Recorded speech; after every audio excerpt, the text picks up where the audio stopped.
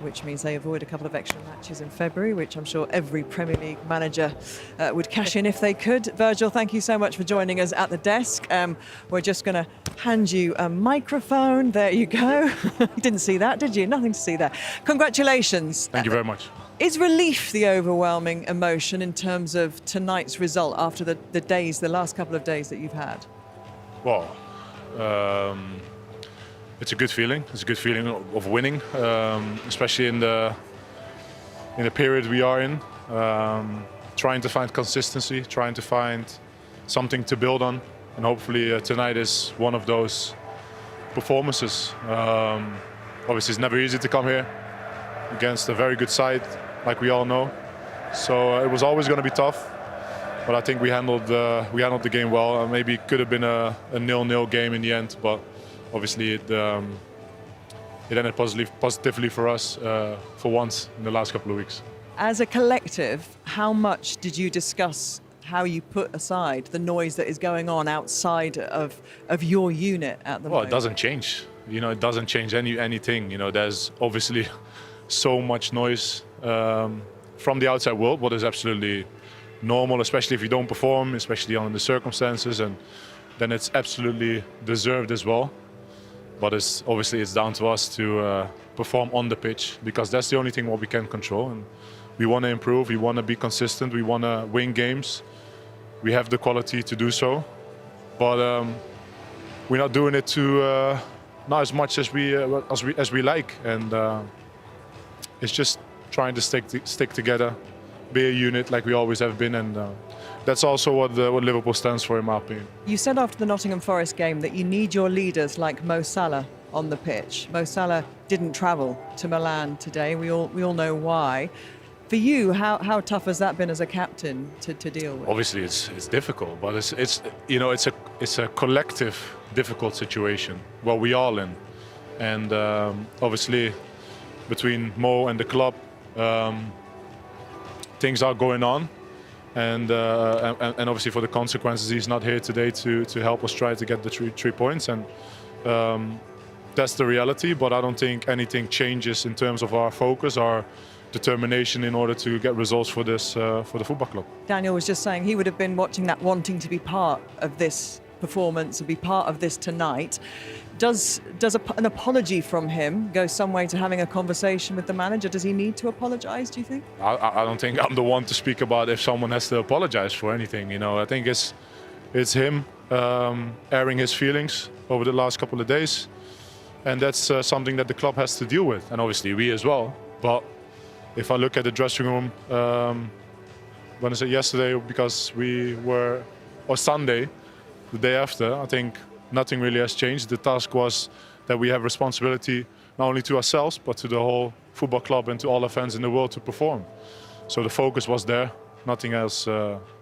Nothing has changed. He trained as well, by the way, on like you all saw. You cannot say it, but I can say it. I think he should apologize, not so much because of what he said, but the decision to go out that, creates a difficult environment inside and all the extras that you don't need at the moment.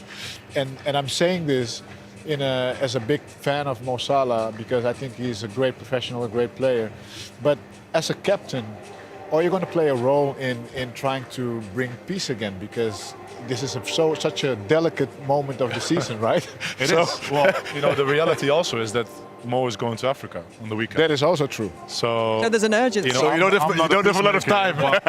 The thing is, I know Mo for such a long time. We are good friends. We've been through highs and lows. He's been a big part of the success I've had at the club in my football career. I've been a big part of his success.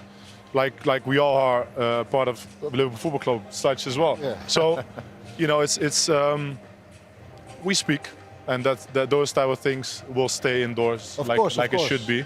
And we have to, and I mean we as a team and players, and we have to brace ourselves only and be ready be against the outside noise. That's the only thing we have to be ready for, and that's the only thing I encourage the players to do so. Virg, again, we played together, and addressing the highs and lows as a footballer, tonight it's a high, right? You've won a game after a difficult week and a difficult moment, right? And then the lows are the previous performances you've had, and you know my former teammate and your current teammate, who's a big leader in the group, isn't part of things right now. Talk to me about what it is for you and for the camp dealing with the highs and lows amidst the volatility. Well, I think the most important thing is obviously you speak with each other. Obviously, like, you can understand everyone is happy, but the reality is that you have to recover. Like, immediately back to Brighton already. Like, it's obviously you have to celebrate good moments, and you have to enjoy this as well, because otherwise, what's the point of winning? You know what I mean? So, but the focus is already like we stay overnight here. You have to do all the right things. You have to sleep well, eat well, because Brighton is coming to Anfield. And I think we've played Brighton for so many years, and it's always a difficult game. So what we try to achieve is never get too high, never get too low.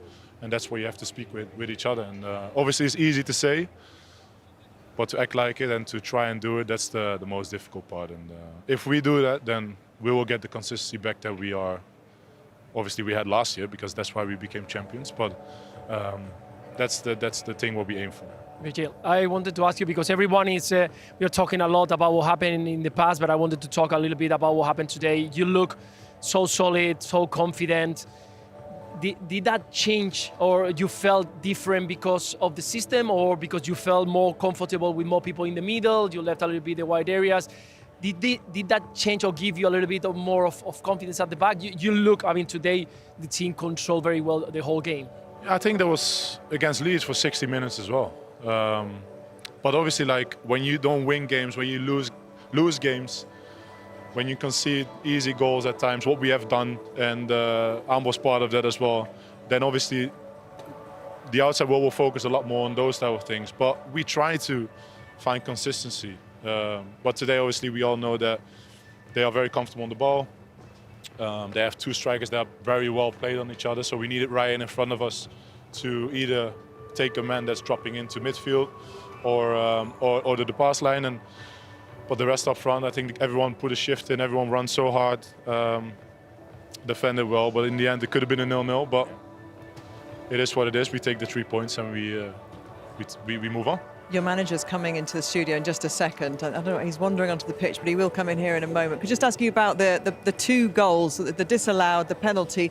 Andy Robertson said a little bit soft, the penalty a little bit harsh, the disallowed a little bit harsh?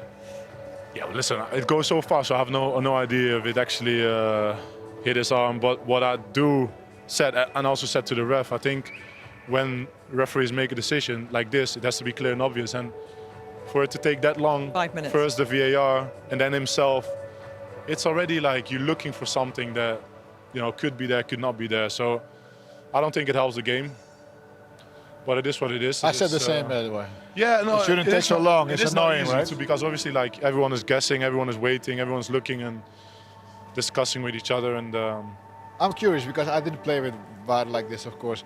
Does it break the rhythm? Of course, if you stop the game for 5 minutes, you definitely break the rhythm. The momentum And did also, shift, didn't it, a little exactly. bit Like at that Inter point, was yeah. quite good after that as well. You were definitely on top. On the pressure as well. So your manager's waiting, so you might want to play use that as a baton, hand it over to him, Getting calls. because he's looking down here, and he was looking like he was going to get in. Thank you so much.